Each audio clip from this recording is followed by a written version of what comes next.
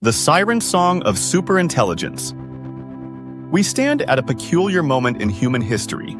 In the laboratories and boardrooms of Silicon Valley, a race is underway.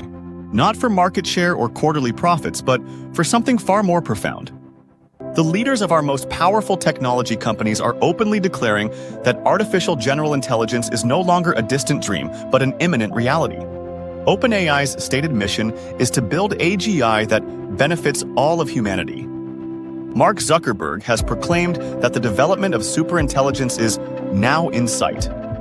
DeepMind's co-founder Demis Hassabis defines AGI as a system that should be able to do pretty much any cognitive task that humans can do. These aren't fringe theorists or science fiction writers.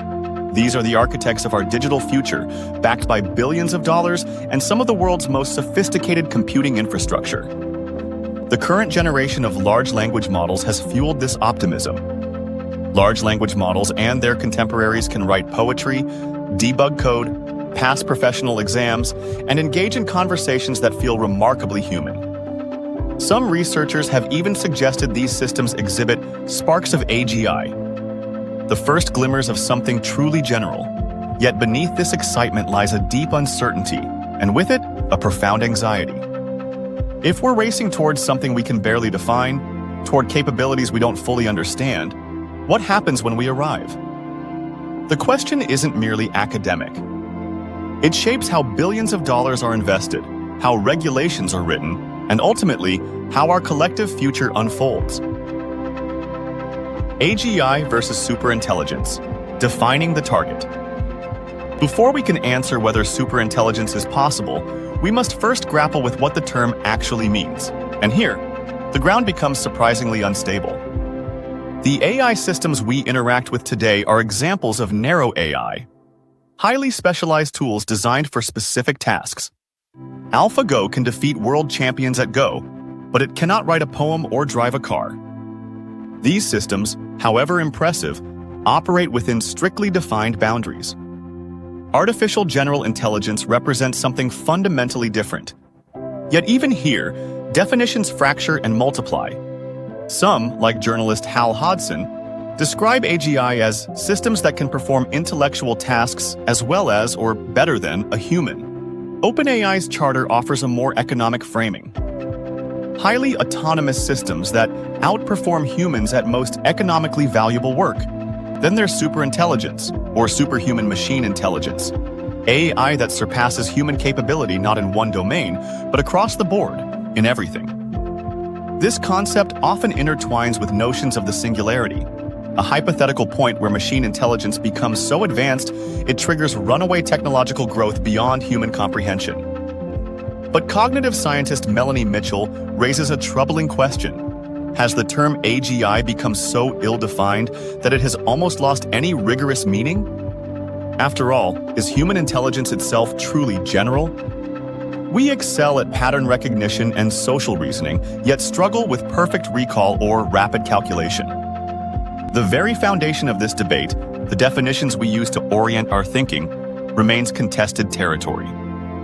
This ambiguity isn't merely semantic. It shapes how we assess progress, allocate resources, and calibrate our hopes and fears. The exponential leap, the case for takeoff. Those who believe superintelligence is inevitable point to a simple but powerful mechanism: recursive self-improvement. The logic unfolds like this.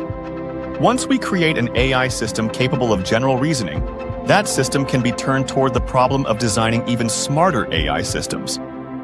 Those improved systems can then design still smarter successors, and so on, in a feedback loop that accelerates exponentially. Unlike human-driven progress, which is limited by biological constraints and generational timescales, machine intelligence could iterate in hours or days. The intellectual task of creating better minds, currently the province of human researchers, would itself become automated. This is the core argument that drives much of today's urgency and investment. Elon Musk has described the rate of AI improvement as exponential, calling it one of the biggest risks to the future of civilization. Many experts predict human-level AGI could emerge within roughly the next 2 decades, or even less. Shane Legg, DeepMind's co-founder, projected in 2009 that AGI-like systems could be reached within 20 years, stating simply, "I think we're on track." From this perspective, the current generation of large language models represents not a plateau, but an inflection point, the early stages of a curve that will soon shoot upward. Every capability breakthrough, every benchmark surpassed, every leap in model size feeds the conviction that we are witnessing the opening act of a transformation more profound than fire, agriculture, or the Industrial Revolution. If this view is correct, the question isn't whether superintelligence will arrive, but whether we'll be ready when it does. Why it might take decades, the normal tech view. Yet there exists a starkly different interpretation of our current moment. One that urges us to step back from the rhetoric of exponential takeoff and examine the historical patterns of technological change. This perspective, articulated by researchers like Arvind Narayanan and Sayash Kapoor, treats AI not as an alien intelligence or separate species, but as what they call a normal technology, a powerful tool, certainly, but one that will follow the slow, grinding patterns of adoption seen with past general-purpose technologies like electricity or the internet. History offers sobering lessons. When electricity first arrived in factories, productivity didn't immediately soar. It took nearly 40 years for the full economic benefits to materialize, and the delay wasn't due to technical limitations of electrical power itself. Rather, entire factory layouts had to be redesigned, workflows reimagined, and organizational structures overhauled. The bottleneck wasn't the technology, it was human systems. AI faces similar diffusion barriers. Deploying AI in high-consequence domains like medical diagnosis or criminal risk assessment requires navigating dense thickets of regulation, safety testing, liability concerns, and institutional resistance. In many such fields, the gap between innovation and widespread adoption already spans decades. This framing rejects both utopian and dystopian narratives that treat AI as fundamentally different from other technologies we've encountered. Instead, it emphasizes that we remain in control, or at least we can choose to remain in control. The transformative impacts, according to this view, will unfold gradually, giving society time to adapt, regulate, and course-correct. The question isn't whether a superintelligence will suddenly emerge and upend everything, but whether we'll make wise, deliberate choices about integrating increasingly capable AI tools into the fabric of our economy and culture. Fluency isn't understanding, the intelligence illusion. Even as we debate timelines and trajectories, a more fundamental question lurks beneath. Do current AI systems actually understand anything at all? When a next-generation AI system passes the bar exam or writes coherent essays on quantum mechanics, has it achieved a form of intelligence or merely a sophisticated mimicry? The answer matters enormously because it shapes our assessment of how close we truly are to AGI. The skeptics point to what they call benchmark misdirection. Yes, these models score impressively on standardized tests, but such tests primarily measure subject matter knowledge and pattern matching, skills that language models excel at. What they struggle with are the subtle, open-ended challenges that define real-world competence. Exercising judgment in ambiguous situations, demonstrating genuine creativity, and most critically, knowing what they don't know. Gary Marcus, a cognitive scientist and prominent AI skeptic, argues that frontier models are learning how to sound and seem human, but they have no actual idea what they are saying or doing. They are, in essence, extraordinarily fluent parrots. This becomes starkly apparent in the phenomenon of hallucination, when AI systems confidently generate information that is simply false, fabricating citations, inventing facts, and presenting nonsense with unwavering certainty. This isn't a bug to be patched. It reflects something deeper about how these systems work. They lack self-awareness, the ability to introspect and assess whether their outputs correspond to reality. They have no model of truth, only patterns of plausibility. We may be overestimating the technology's real-world impact by mistaking linguistic fluency for genuine comprehension. If true understanding requires more than statistical correlation, if it demands causal reasoning, common sense, and grounded perception, then the path to AGI may be far longer and more difficult than the optimists believe. The existential gamble. But let's entertain the possibility that the optimists are right. Suppose we do create a genuinely intelligent system, one that can reason, plan, and solve problems across domains. What then? The conversation shifts from capability to control, from what AI can do to what it might choose to do, and here, the stakes become existential.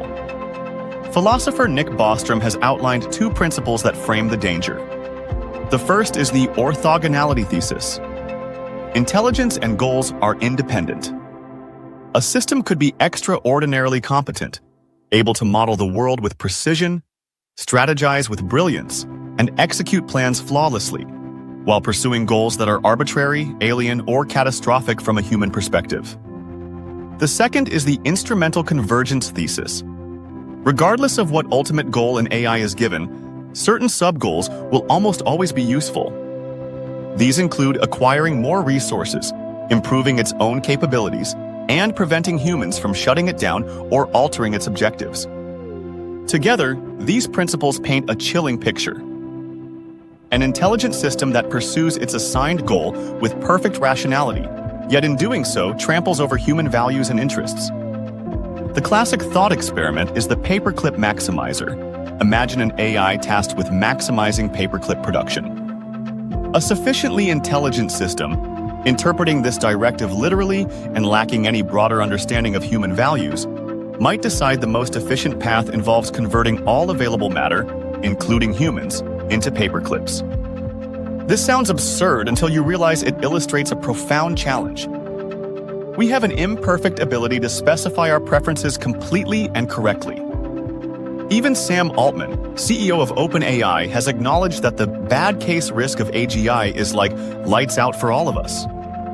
The alignment problem isn't about programming evil AI. It's about the terrifying difficulty of encoding human values into systems that might become far more powerful than we are. The systemic threat, risks already here. Yet focusing obsessively on hypothetical superintelligence scenarios may blind us to the harms unfolding right now.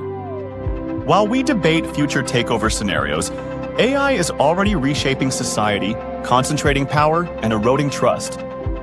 These aren't speculative risks. They're documented ongoing problems.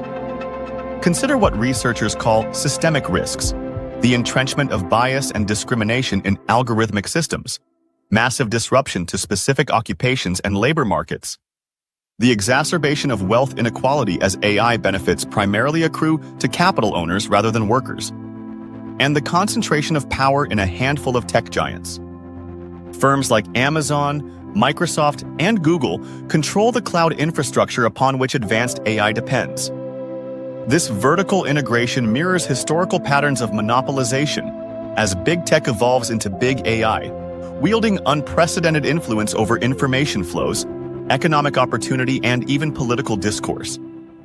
Moreover, the focus on alignment, ensuring AI systems follow human instructions, offers little protection against intentional misuse. When malicious actors use AI to generate disinformation, conduct sophisticated cyber attacks, or develop new forms of surveillance, the problem isn't that the AI is misaligned with its users' goals. It's perfectly aligned. It's just that the user's goals are harmful. As researcher Atusa Kassirzadeh explains, these cumulative risks don't stem from AI gaining autonomy, but from humans using powerful tools to advance their own interests. The danger isn't that machines will rebel, but that we'll weaponize them against each other, entrenching injustice and destabilizing institutions in the process. Rethinking intelligence, not just code. Beneath the tactical debates over timelines and risks lies a deeper philosophical question. What is intelligence really? The superintelligence debate often treats intelligence as measurable and scalable, something you can turn up like a dial. But many cognitive scientists and philosophers push back against this framing, arguing it fundamentally misunderstands the nature of mind. Intelligence, from this perspective, is not separable from embodiment, emotion, culture, and social context. It emerges from the interaction between biological organisms and their environments, shaped by evolution, development, and lived experience. Human intelligence isn't general in some abstract universal sense. It's general in ways that reflect our particular evolutionary history, our physical form, and our cultural inheritance. The idea of a pure intelligence, untethered from goals, values, and situated experience may be a category error. Indeed, history is littered with failed AI predictions that stemmed from treating intelligence as mere information processing, divorced from the messy, embodied reality of thinking beings. This reframing has profound implications for how we think about control. If AI is viewed not as an emergent superintelligence but as a powerful tool, a normal technology, then the control problem becomes more tractable. Rather than searching for perfect alignment algorithms that encode all human values, we focus on oversight mechanisms, auditing, monitoring, fail-safes, redundancy, and human-in-the-loop systems. The question shifts from how do we align a godlike intelligence to how do we build institutions and practices that keep powerful technologies accountable? It's a harder, less glamorous problem, but perhaps a more realistic one. Governing the future, the policy conflict. These competing visions of AI as existential threat, as normal technology, as transformative opportunity, manifest in radically different approaches to governance. Researcher Jonathan Zeitrain has identified what he calls the AI triad, three camps with fundamentally incompatible worldviews. The accelerationists favor minimal oversight, trusting in markets and innovation to navigate risks. The safetyists demand urgent restraint, calling for licensing regimes, mandatory audits, and even moratoriums on advanced AI development to prevent existential catastrophe. The skeptics advocate pragmatic adaptation, focusing on mitigating current harms rather than speculative future scenarios. The policy tension is stark. Defending against superintelligence risk arguably requires concentrating power, restricting access to advanced models, implementing strict licensing, and creating non-proliferation regimes similar to those governing nuclear weapons. But defending against normal technology risks requires the opposite, preventing concentration of power, promoting open-source alternatives, and ensuring competitive markets. Non-proliferation policies, critics argue, are not only infeasible to enforce against determined bad actors, but they also decrease competition and create dangerous single points of failure. We've seen this pattern with software monocultures. When everyone uses the same system, a single vulnerability can cascade catastrophically, as happened with Microsoft Windows worms. The alternative is resilience, building defenses against AI misuse, investing in cybersecurity tools that leverage AI for protection, promoting transparency and evidence, gathering mechanisms, and developing institutions capable of rapid adaptation. These strategies, proponents argue, are no-regret moves. They help regardless of whether superintelligence arrives in 5 years or never. Rather than betting everything on correctly predicting an uncertain future, resilience focuses on building robust systems that can weather multiple scenarios. But this too requires choices about power, access, and control. Choices that will shape the AI landscape for decades to come. Final thoughts. Where do we stand? So where does this labyrinth of arguments and counter-arguments leave us? The honest answer is uncertain. The pursuit of AGI continues despite profound scientific uncertainty about why current models work as well as they do, why they fail in the ways they fail, and what fundamental ingredients might still be missing. As one researcher put it, it's like building the Apollo program without fully understanding gravity. We're engineering at the frontier of our comprehension.